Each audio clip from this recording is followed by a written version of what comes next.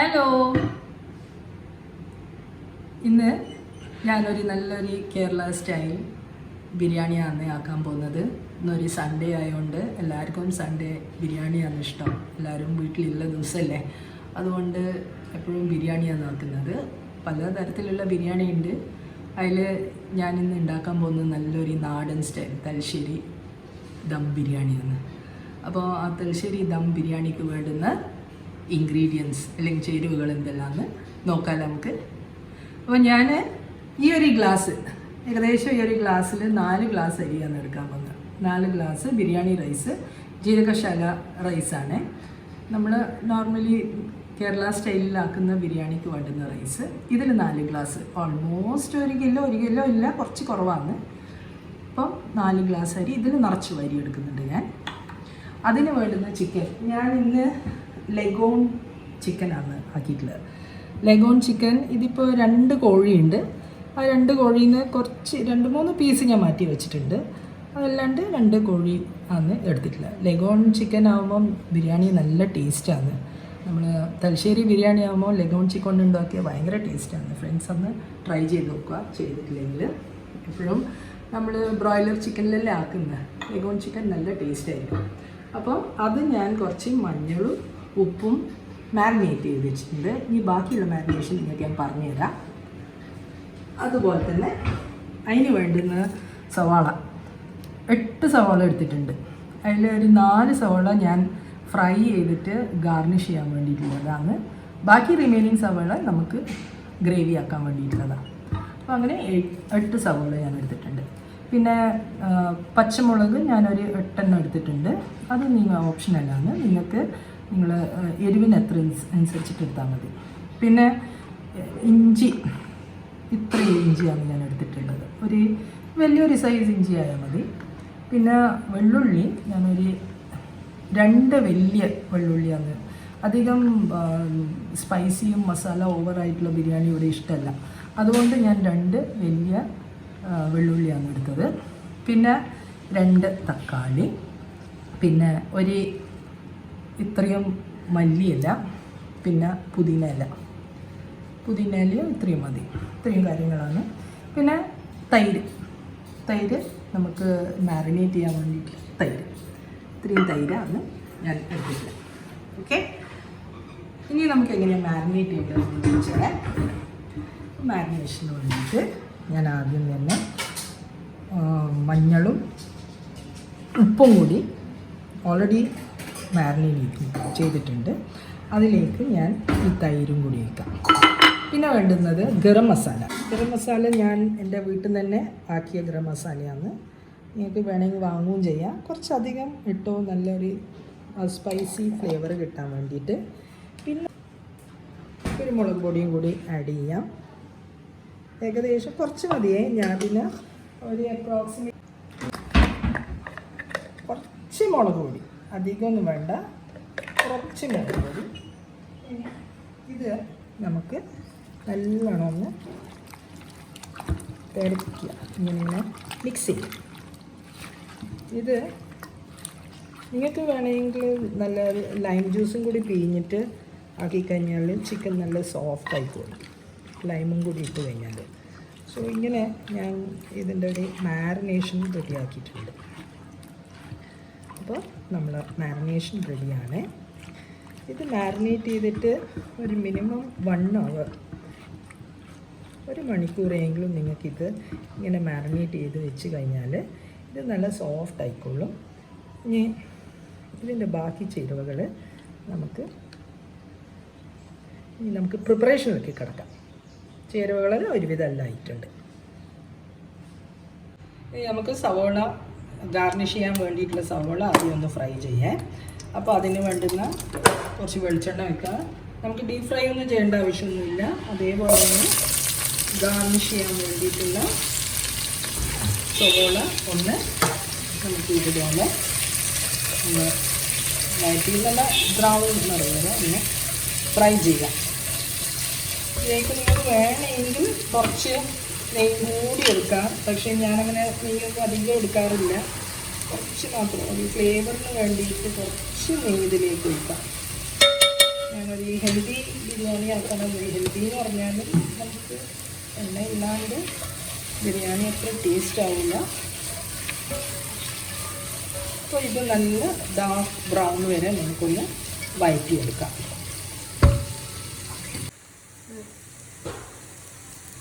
അപ്പം എൻ്റെ സവോള നല്ല ബ്രൗൺ ആയിട്ടുണ്ട്. ഏകദേശം ഈ ഒരു ബ്രൗൺ ആയാൽ മതി. ഞാൻ ഇത് ഒന്ന് വേഗം ഫ്രൈ ആവാൻ വേണ്ടിയിട്ട് ഒരു സ്പൂൺ ഷുഗർ ഇട്ടിട്ടുണ്ട്. ആ ഷുഗർ ഇട്ട് കഴിഞ്ഞാൽ അതുകൊണ്ട് വേഗം നമുക്ക് ബ്രൗൺ ആയി കിട്ടും. അപ്പം ഞാനിതൊന്ന് മാറ്റി വെക്കാം. ഇതിന് ബാക്കി ഓയിൽ, കുറച്ച് ഓയിലുണ്ട്. ആ ഓയിലിൽ നമുക്ക് കുറച്ച് മുന്തിരി കിഷ്മിഷ് അത് കുറച്ച് ആഡ് ചെയ്യാം. അതിൻ്റെ കൂടെ തന്നെ എന്തൊക്കെ കാഷ്നട്ട് ഉണ്ടാക്കി അതിന് പകരം കുറച്ച് ബദാമാണ് കൊടുക്കുന്നത്. ബിരിയാണി കഴിക്കുമ്പോൾ കടിക്കാൻ വേണ്ടിയിട്ട് കുറച്ച് ബദാം കൊടുത്തിട്ടുണ്ട്. നോർമലി കാഷ്നട്ടാണ് ഇപ്പോൾ ഇടുന്നത്. നമുക്ക് കാഷ്നട്ട് ഇപ്പോൾ ഉണ്ടായിട്ടില്ല. അതിന് പകരം ഞാൻ ബദാം ഇട്ട് വെച്ചിട്ടുണ്ട്. ഒന്ന് ലൈറ്റ് ബ്രൗൺ ആവുന്ന വരെ നമുക്കൊന്ന് വഴറ്റിയെടുക്കാം. ഇതൊന്ന് മാറ്റി വെക്കാം.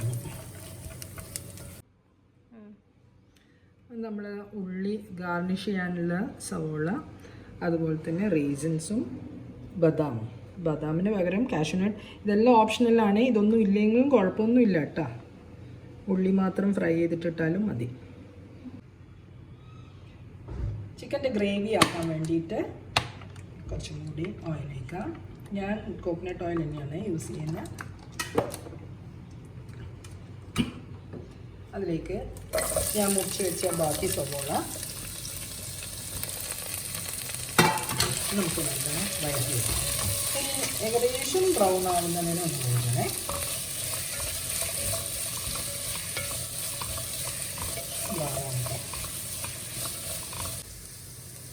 ഓക്കെ ഫ്രണ്ട്സ്, ഇപ്പം നമ്മൾ സവോള ഇപ്പം ഒരു ലൈറ്റ് ബ്രൗൺ ആയിട്ടുണ്ട്. ഇത്രയും മതി, ലൈറ്റ് ബ്രൗൺ ആയാൽ മതി. ഇതിലേക്ക് ഞാൻ ക്രഷ് ചെയ്ത് വെച്ചിരിക്കുന്ന ജിഞ്ചർ ഗാർലിക്, ഇത് ഞാൻ മിക്സിയിൽ ആക്കിയാലും മതി. മിക്സിയിലാക്കിയതിനെ കൊണ്ട് കുഴപ്പമൊന്നുമില്ല. പക്ഷേ ഞാനതെപ്പം ഇതിൽ ഇട്ടിട്ട് ക്രഷ് ചെയ്യുക, ഇതൊന്ന് ഇടിച്ചെടുക്കുക ചെയ്യുന്നത്. അപ്പോൾ ഈ ഇടിച്ചെടുത്ത ജിഞ്ചർ ഗാർലിക് പേസ്റ്റ് നമുക്കിതിലേക്ക് ഇടാം.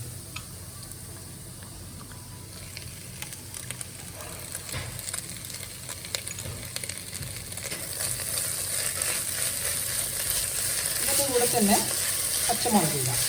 ഞാനൊരു 8 പച്ചമുളക് എടുത്തിട്ടുണ്ട്. ഞാൻ കുറച്ചുകൂടെ ചെയ്തിട്ടുള്ളൂ, ഞാൻ അരച്ചിട്ടൊന്നുമില്ല.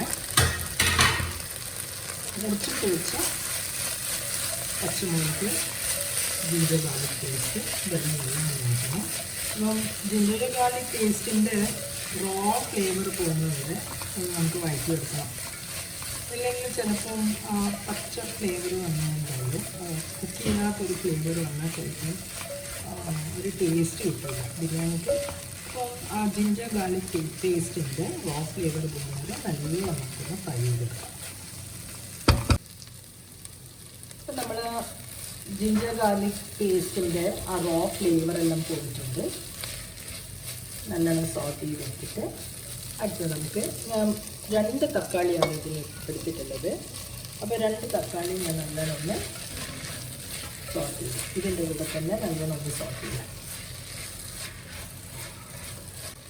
തക്കാളിയെല്ലാം നല്ലോണം കുക്കായി വന്നിട്ടുണ്ട്. ഇതിലേക്ക് മുറിച്ചിട്ട് വെച്ച മല്ലിയിലയും പുതിനയും ഇതിലേക്ക് ആഡ് ചെയ്യാം. ഞാൻ മുറിച്ചിട്ട് വെക്കുക ചെയ്തിട്ടുള്ളത്. ചില ആൾക്കാർ അത് മിക്സിയിലൊന്ന് ക്രഷ് ചെയ്ത് വെച്ചാൽ എനിക്ക് അതിന് ഇഷ്ടമാവുന്ന ഒരു ഫ്ലേവർ എന്ന് പറഞ്ഞാൽ ഈ ചെറിയ പീസായിട്ട് മുറിച്ചിട്ട് ഇത് വരുന്നത്. അപ്പം മല്ലിയിലയും പുതിനയും ആണെങ്കിൽ എല്ലാം കൂടി വെച്ച് മിക്സ് ചെയ്യുക. ലെഗോൺ ചിക്കൻ ആയതുകൊണ്ട് നല്ല വേവുള്ളതാണ് ലെഗോൺ ചിക്കനിന്. അതുകൊണ്ട് തന്നെ ഞാനിത് കുക്കറിലിടാൻ പോകുന്നതാണ്. ഈ കുക്കറിൽ ഞാനിതൊരു 8 വിസിൽ അല്ലെങ്കിൽ ഒരു 10 വിസിൽ വരെ നമ്മളിത് കുക്ക് ചെയ്ത് വെക്കണം, കുക്കറിലിട്ടിട്ട്. ലഗൂൺ ചിക്കൻ ആയതുകൊണ്ടാണ്. നിങ്ങൾ നോർമൽ ബ്രോയിലർ ചിക്കനെങ്കിൽ കുക്കറിൽ വേണ്ട ആവശ്യം വരുന്നില്ല. ഇത് ലഗൂൺ ആയതുകൊണ്ടാണ് ഞാൻ ഇതൊരു 8 to 10 വിസിൽസ് ഇത് കുക്കായി വരുന്നത്. അപ്പോൾ ഞാൻ ഇത് നമ്മൾ മാരിനേറ്റ് ചെയ്ത് വെച്ചിട്ടുണ്ടല്ലോ, ആ ചിക്കൻ ഇനി നമുക്ക് കുക്കറിലിട്ടിട്ട് വേവിച്ചെടുക്കാം. ആ വേവിച്ചെടുക്കുന്ന സമയത്ത് ഞാൻ നമ്മുടെ സവോള ഇതെല്ലാം ഉണ്ടല്ലോ, ഇതെല്ലാം വഴറ്റിയിട്ടുണ്ട്. ഞാനിത് സെപ്പറേറ്റായിട്ട് ഒരു നോൺ സ്റ്റിക്ക് പാനിൽ വഴറ്റി വെക്കുന്നുണ്ട്. അധികം ഓയിൽ വേണ്ടാത്തത് കൊണ്ട് ഈ നല്ലോണം ഇങ്ങനെ നോൺ സ്റ്റിക്ക് പാനിൽ വഴറ്റിയതിൻ്റെ ശേഷം ഇതും കൂടി നമുക്ക് ഇതിൻ്റെ കൂടെ ചിക്കൻ്റെ കൂടെ മിക്സ് ചെയ്യാം.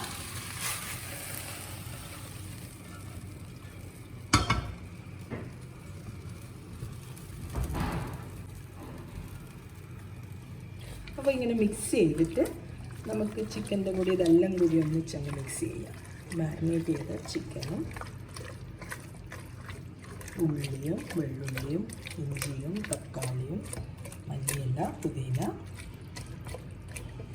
എല്ലാം കൂടി നമുക്ക് ഒരു 10 വിസിൽ വരെ നമുക്ക് കുക്ക് ചെയ്തെടുക്കാം. നെക്സ്റ്റ് നമുക്ക് റൈസിൻ്റെ പണി നോക്കാം.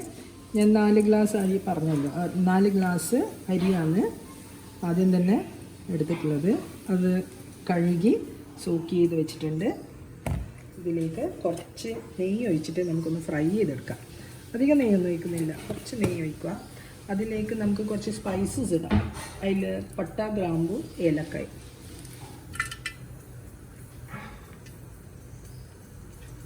കുറച്ച് സ്പൈസസും ആഡ് ചെയ്തിട്ട് ഈ അരി ഇതിലേക്ക് ഇട്ടിട്ട് ഇങ്ങനെ ഫ്രൈ ചെയ്തെടുക്കാം.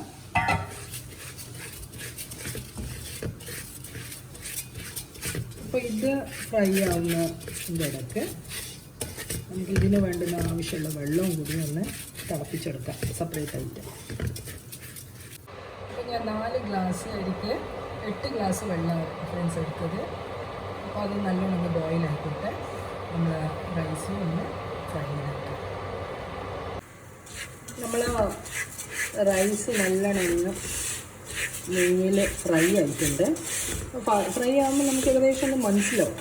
നിങ്ങളൊന്ന് ഒരു അരി എടുത്തിട്ട് ഒന്ന് കടിച്ച് നോക്കിയാൽ മതി. ഏകദേശം ഫ്രൈ ആയാൽ നമുക്ക് മനസ്സിലാവും. ഇതിലേക്ക് ഇനി നമുക്ക് വെള്ളം ഒഴിച്ച് കൊടുക്കാം. വെള്ളം തിളച്ചിട്ടുണ്ട്. വെള്ളമെല്ലാം ഒഴിക്കുമ്പോൾ ശ്രദ്ധിക്കണം, ഇത് തിളച്ച വെള്ളമാണ്. വെള്ളം ഇതിലേക്ക് ഒഴിച്ച് കൊടുക്കാം.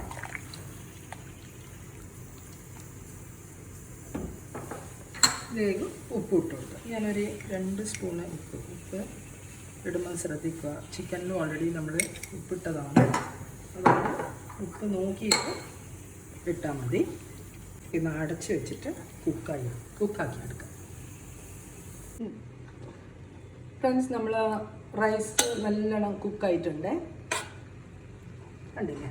ഇനി നമുക്കിതിനെ സെറ്റ് ചെയ്യാം. ഫ്രണ്ട്സ്, നമ്മൾ ഇപ്പം ദമ്മിടാൻ വേണ്ടിയിട്ട് ഞാനിങ്ങനെ ഒരു അലുമിനിയത്തിൻ്റെ പാത്രമാണ് വെക്കുന്നത്. നിങ്ങൾക്ക് ഒന്നിക്ക് ഇങ്ങനെ ഒരു പാത്രം വെക്കാം, അല്ലെങ്കിൽ ദോശക്കല്ലോ എന്തോ വെച്ചിട്ട് ഞാൻ ഇതേ പാത്രമാണ് റൈസ് കുക്ക് ചെയ്ത പാത്രത്തിൽ തന്നെയാണ് വെക്കാൻ പോകുന്നത്. ഇതിലേക്ക് നമ്മൾ കുക്ക് ചെയ്ത് ചിക്കൻ ഒന്ന് ഇട്ടു.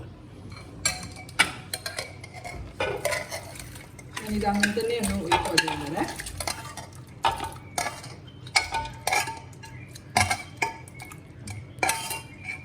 കംപ്ലീറ്റ് ഇതിലേക്ക് വെക്കാം.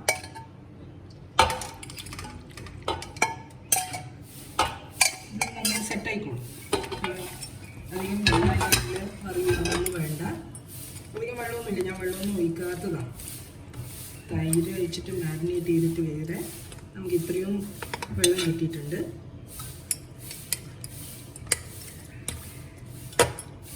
ഇതിലേക്ക് നമുക്ക് വേവിച്ച് വെച്ച റൈസ് ഇട്ട് കൊടുക്കാം. ഞാൻ ഈ കുക്കാക്കി വെച്ച റൈസ് ഉണ്ടല്ലോ, ഇത് ഇതിലേക്ക് ഇടുകയാണ് ചെയ്യുന്നത്.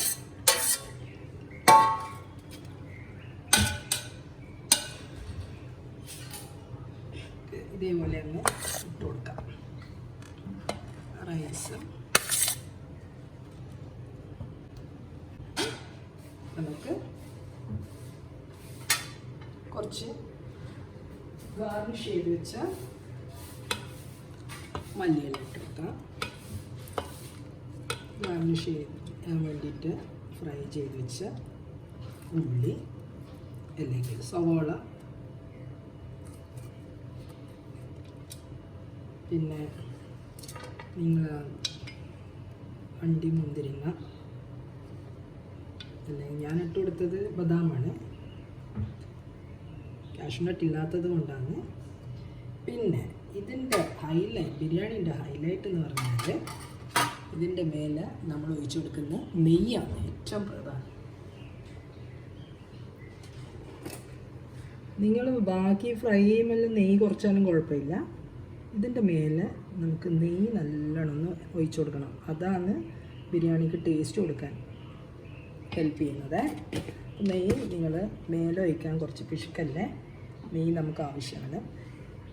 പിന്നെ ഗാർണിഷ് ചെയ്യാൻ വേണ്ടിയിട്ടും കുറച്ച് കളർഫുള്ളാവാൻ വേണ്ടിയിട്ടും ഞാൻ പാലിൽ കുറച്ച് മഞ്ഞളിട്ടിട്ട് മിക്സ് ചെയ്ത് കൊടുത്തിട്ടുണ്ട്.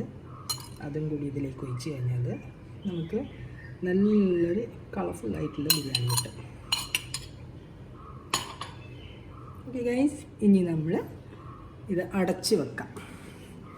അടച്ച് വെക്കുന്നുണ്ട്, കണ്ടില്ലേ എൻ്റെ ബിരിയാണി. ഞാനിത് അടച്ച് വെച്ചിട്ട് ഇതൊരു 45 മിനിറ്റ്സ് വരെ ഞാൻ ഈ ലോ ഫ്ലെയിമിൽ, ചെറിയ ഫ്ലെയിമിലാണ്, ലോ ഫ്ലെയിമിൽ ഒരു 45 മിനിറ്റ്സ് വരെ വെച്ച് കഴിഞ്ഞാൽ നല്ല ദമ്മാക്കി കിട്ടും. ഇപ്പം ഒരു അരമണിക്കൂറായിട്ടുണ്ട്. നമുക്ക് നമ്മുടെ ബിരിയാണി നോക്കാമല്ലോ എങ്ങനെയായിട്ടുണ്ട്. കണ്ടില്ലേ, നല്ല അടിപൊളി ബിരിയാണി ആയിട്ടുണ്ട്. നല്ല കേരള സ്റ്റൈൽ അല്ലെങ്കിൽ നമ്മുടെ തലശ്ശേരി സ്റ്റൈൽ ദം ബിരിയാണിയാണ്. നല്ല മണം വരുന്നുണ്ട്. അപ്പം നമുക്കിതൊന്ന് സെർവ് ചെയ്യാം. ചൂടോടെ ആയതുകൊണ്ട് കുറച്ചൊരു ബുദ്ധിമുട്ടുണ്ടാവും. നമുക്കിതെല്ലാം ഒന്ന് സൈഡിലോട്ടാക്കിയിട്ട് വേണം ഇത് സെർവ് ചെയ്യാൻ. ഈ ലഗോൺ ബിരിയാണീൻ്റെ ഒരു മുട്ട ഉണ്ടായിരുന്നേ, മുട്ടേനെ ഞാൻ അവിടെ സെപ്പറേറ്റ് ആയിട്ട് അവിടെ വെച്ചിട്ടുണ്ട്.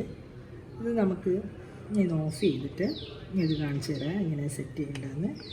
അപ്പം റൈസ് സെപ്പറേറ്റ് ആക്കാം. നമുക്ക് റൈസിനെ വേറെ സൈഡിലോട്ടാക്കാം. എന്നിട്ട് നമുക്ക് പീസും അതിൻ്റെ ഞാനിവരെ ഒരു പാത്രത്തിൽ സെറ്റ് ചെയ്തില്ല. കണ്ടില്ല, അടിയിലാണ് അതിൻ്റെ ഗ്രേവി ഉള്ളത്. അതിൻ്റെ ഗ്രേവിയും ഒരു പീസും വെച്ചതിന് ശേഷം ഗ്രേവിയോടെയാണ് നിങ്ങൾ എടുക്കേണ്ടത്. എന്നിട്ട് അതിൻ്റെ മേലെ നമുക്ക് പീസും കൂടി വെച്ച് റൈസ് ഇതിൻ്റെ മേലെ ആക്കി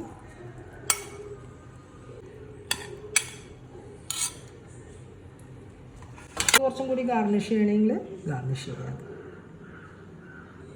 നല്ല ഇലയിൽ, വാഴ ഇലയിൽ ചൂടോടെ ആക്കി കഴിഞ്ഞാൽ my biryani is ready guys. കണ്ടില്ലേ, അതിൻ്റെ മസാലയും അതിൻ്റെ റൈസും. ഇതിൻ്റെ കൂടെ ഒരു തേങ്ങ ചട്നി ആക്കിയിട്ടുണ്ട്. തേങ്ങ ചമ്മന്തിന്നോ ചട്നീന്നോ ഒരു പൊടി പോലെയുള്ളൊരു തേങ്ങ ചമ്മന്തിയാണ്. സോ എൻ്റെ ബിരിയാണി റെഡിയാണ്. അടിപൊളി, നല്ല ടേസ്റ്റാണ്. എല്ലാവരും ഒന്ന് ട്രൈ ചെയ്ത് നോക്കുക. ടേസ്റ്റ് ഉണ്ടെങ്കിൽ please don't forget to subscribe my channel.